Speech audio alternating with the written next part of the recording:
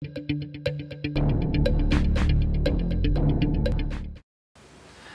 welcome along once again to the Star Sports video blog, and it's golf on the agenda, and it's the US Open.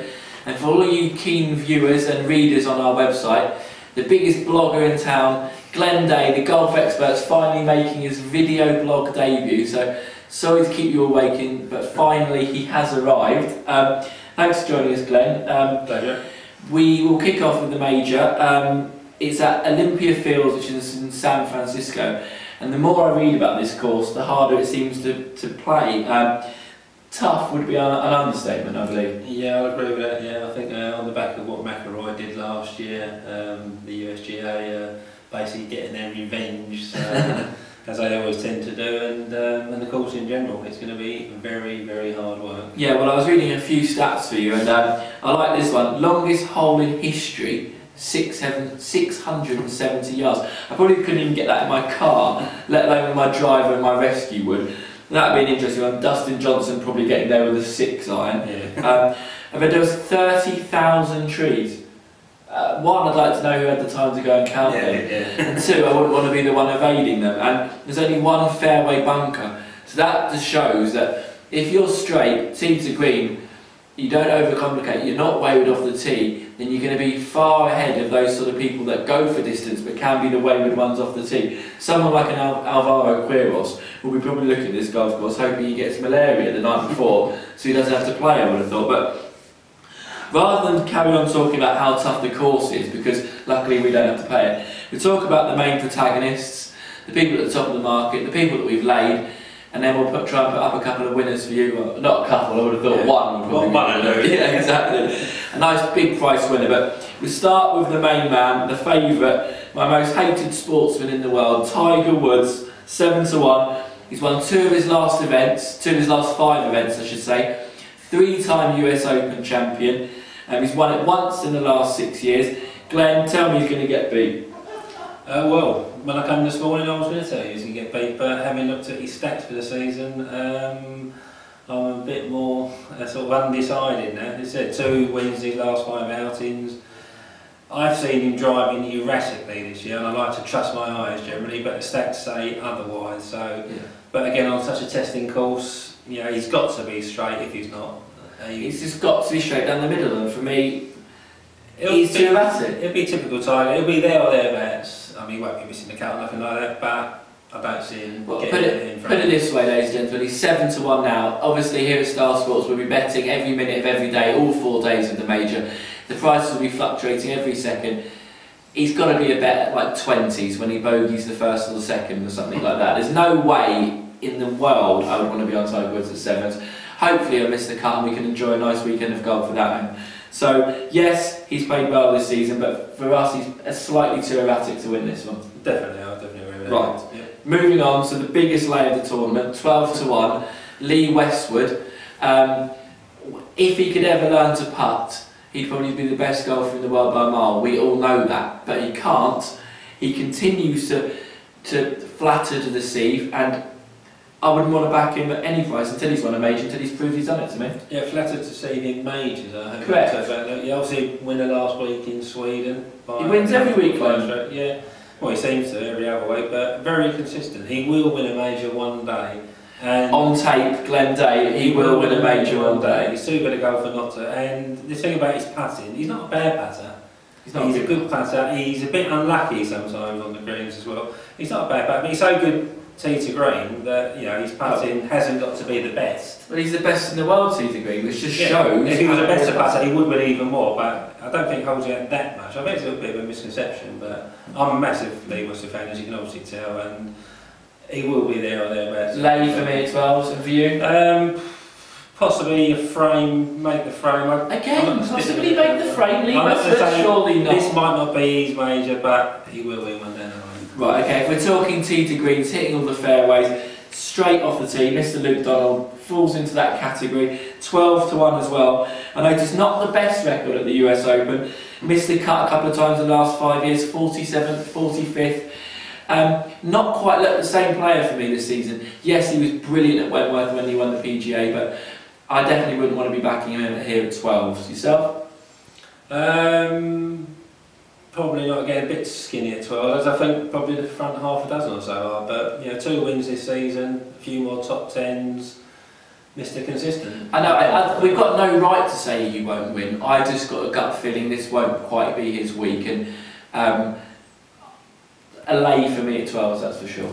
I think until they win a major, these guys, the Westwoods and the Dons, there's always an extra bit of pressure as well, and the US Open probably isn't always going to be the place to break your tax sort of thing. Exactly. So if we're talking, we're not interested. Wouldn't be a backer to win a tournament as well, no. Right, fair enough, agreed. If we're talking the importance of having won a major, next in the betting, Mr. Rory McIlroy, 14 to 1. We've laid him here at Star Sports. We laid him at 16s.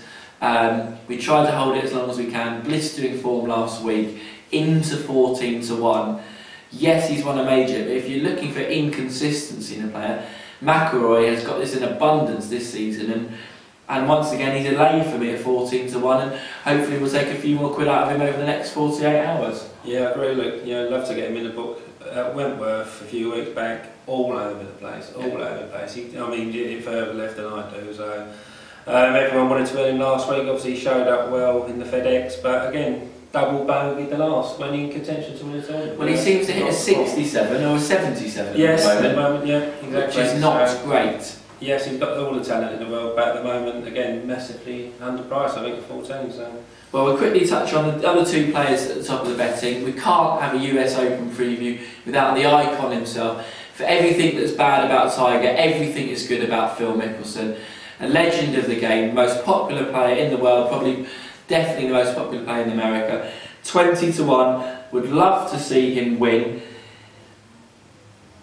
Can't quite see it happening myself. No, I agree with you exactly there. Again, this season, too errant with the driver off the tee, which is a must, keeping it in play around here. And again, with the flat stick, blows hot and cold, and again, he's going to have to be on form. If he's hot, could well be there again. Well, ironically, we've said it's such a long hole, such a long course, a 670 yard course.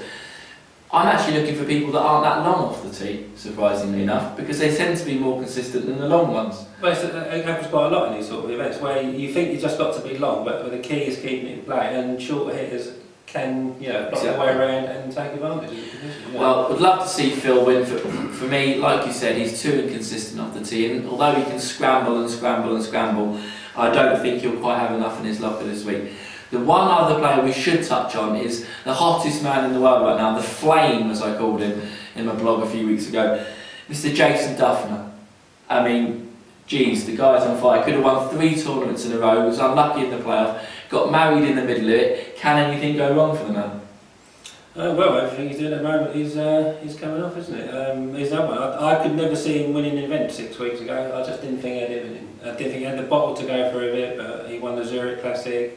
So he got married, come back, won the Byron Nelson, almost went for the treble. No, desperate. Did put it in the water, unfortunately, but came out a shot short.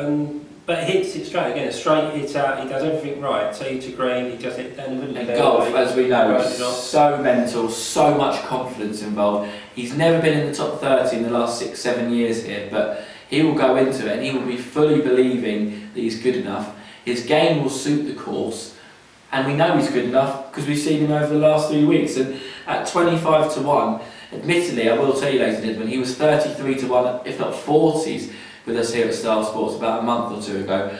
We've not seen huge money for him, but we've seen lots of the little 20s, 30s, 40s each way, which means over time we've had to cut him into 25 to 1. And I feel that's about the right price, and there's not a lot of value left in him. No, that's correct, yeah. And also remember for Dufner, he had a head-to-head with Keegan Bradley in last year's PGA, so experience of being at the business end of a major, which will stand him in good stead now he knows how to win. That's a very valid point, that's a very valid point.